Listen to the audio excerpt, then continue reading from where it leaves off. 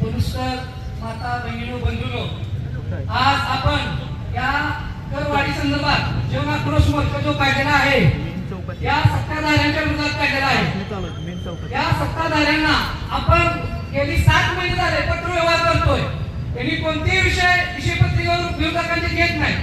सध्या आम्ही यांना या करवाढी संदर्भात जिव्हाळ्याचा विषय आहे, हा पुरुषकरवर जर कर लादला तर कधीही न सहन होण्यासारखा आहे। त्यामुळे यांना आम्ही विनंती करतो, सदरच्या मीटिंगला हा करवाढीचा विषय तुम्ही घ्या, परंतु या सत्ताधाऱ्यांनी व प्रशासनाने विरोधकांचा 5 नगरसेवकांचा धुडकावून लावला। त्यामुळे आम्ही सगळ्यांनी या नगर परिषद मीटिंगवरती बहिष्कार टाकला।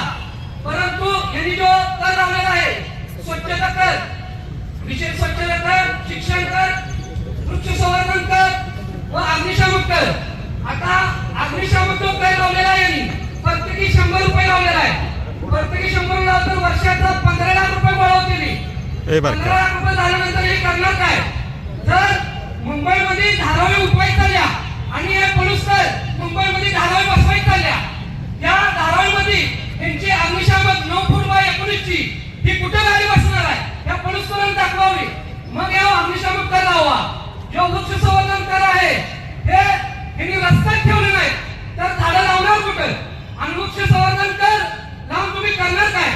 कुणाला 7,000, कुणाला 10,000, कुणाला 1,000 यो आयुष्यभर कायम पिढ्या लागणार कर आहे।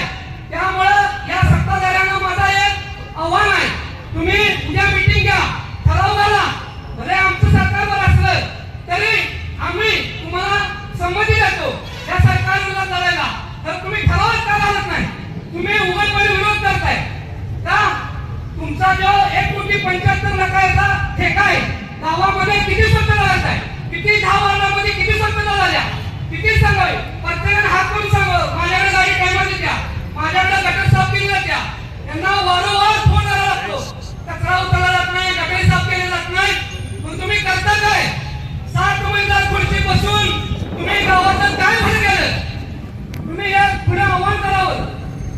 पुरुषकरांना मी एवढं सांगतो, जनआक्रोश मोर्चा जर अन्यायकारक करवाढ रद्द नाही झाली तर या लढा असाच राहणार।